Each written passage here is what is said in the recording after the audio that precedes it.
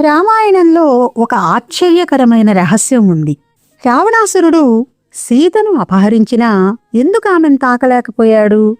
దేవతల గురువు బృహస్పతి కుమారుడైన కుశధ్వజుని కుమార్తె వేదాలను పఠిస్తూ పుట్టింది కాబట్టి ఆమెకు వేదవతి అనే పేరు పెట్టారు. మహాసౌందర్య రాశి అయిన వేదవతిని దేవతలు, మునికుమారులు, యక్షులు, కిన్నెరలు, కింపురుషులు, గంధర్వాదులు పెళ్లి చేసుకోవాలనుకున్నారు. కానీ ఆ శ్రీమన్నారాయుడినే పెళ్లాడాలన్న తన కోరికను చెప్పిన కుమార్తెకు ఎంతగా నచ్చచెప్పినా వినకపోవడంతో కూతురు కోరికను గౌరవించి అర్థం చేసుకున్నాడు కుశధ్వజుడు. ఒక రాక్షసుడు వేదవతిని ఇచ్చి పెళ్లి చేయమని కోరితే కాదన్నందుకు అతని చేతిలోనే మరణించాడు వేదవతి తండ్రి కుశధ్వజుడు. హిమగిరికి చేరి తపస్సు చేయడానికి పూనుకుంది వేదవతి. హిమాలయాలకు వనవిహారానికి వచ్చిన రావణాసురుడు వేదవతి తపస్సును భంగం చేసి మరీ పెళ్లి చేసుకోమని అడిగాడు. ఆ విష్ణుమూర్తినే పెళ్లాడతానంది వేదవతి. తిరస్కారాన్ని భరించలేని రావణాసురుడు ఆమె జుట్టు పట్టుకుని ఈడ్చుకు వెళ్లబోయాడు.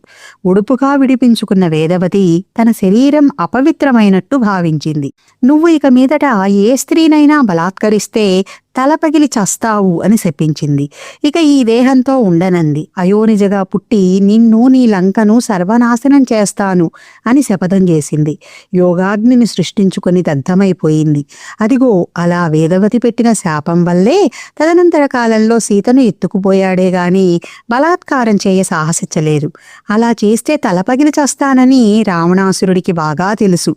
మరి వేదవతి లంకానాశన శపథం ఎలా నెరవేరిందో తెలుసా? రావణాసురుడు ప్రతిరోజు శతకోటి లింగార్చన చేసేవాడు. పాలతో శివుణ్ణి అభిషేకించేవాడు.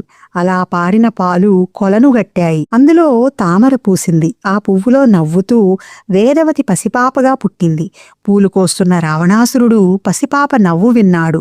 వద్దన్నా ఆ పువ్వును కోసిన రావణుడు తన 20 చేతులతో గాని ఎత్తలేకపోయాడట. తీసుకెళ్లి మండోదరికిచ్చాడట. ఈ మండోదరి చూసి పండితులను పిలిపించిందట.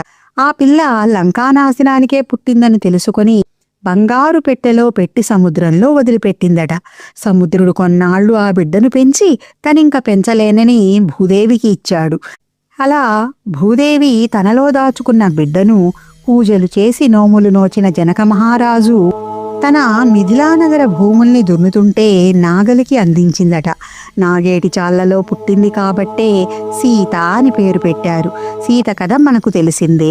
సీత కారణంగానే రావణ సంహారము జరిగింది. వేదవతి సీతగా పుట్టి విష్ణువంశే అయిన రాముణ్ణి పెళ్లాడి రావణాసురుణ్ణి అంతం చేసింది.